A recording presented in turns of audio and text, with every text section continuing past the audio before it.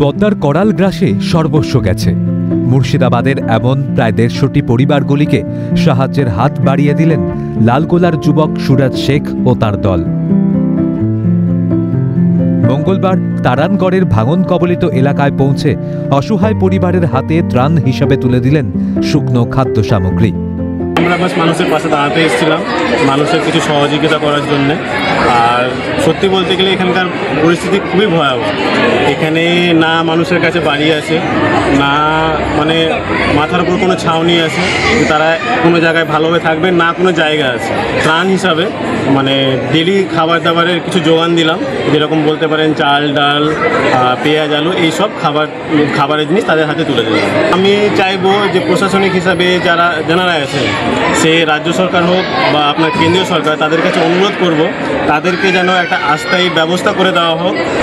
Treatment, কারো যদি কোনো শরীর খারাপ বা কোনো কিছু হয়, সেই সব জিনিস দিয়েও আমি জানি না যে কতটা ঠিক এখানে আছে না আছে। আমি চাইবো যে প্রশাসনের এই সব কিছু যেন দেখে। তারানগড় গ্রাম জুড়ে পদ্মা নদীর ভয়াবহ ভাঙন প্রতিনিয়ত গিলে খাচ্ছে ভিটেমাটি, চাষ জমি। এখন কারোর আশ্রয় খোলা আকাশের নিচ, না হলে কোনো স্কুল ভবন। অস্থায়ীভাবে আশ্রয়ে দিন কাটাচ্ছেন বহু মানুষ। রাজনৈতিক নেতা, মন্ত্রী নয়, বরং সুরাজেই আস্থা রাখছেন তারানগড়ের মানুষজন। ভয়, আতঙ্ক আর অসহায়তার মাঝে একটাই আশা, সরকার যেন দ্রুত পুনর্বাসনের ব্যবস্থা করে।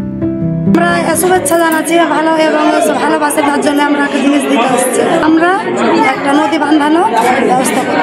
কেন্দ্র সরকারের তো আমরা কিছুই পাই না, রাজ্য সরকারের যা হোক ভিডিওর মাধ্যমে কিছু পাচ্ছি, কিন্তু এই পাওয়াটা আমাদের হবে না। আমাদের মেন পাওয়া হলো আমাদের পুনর্বাসন।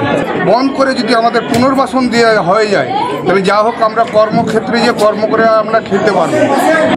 সুরাজ ও তার দলের এই মানবিক উদ্যোগকে কুর্নিশ জানাচ্ছেন এলাকার মানুষ। তার এই কাজ সমাজের অন্যান্য তরুণদের জন্য নিঃসন্দেহে এক অনুপ্রেরণা। ক্যালকাটা নিউজ।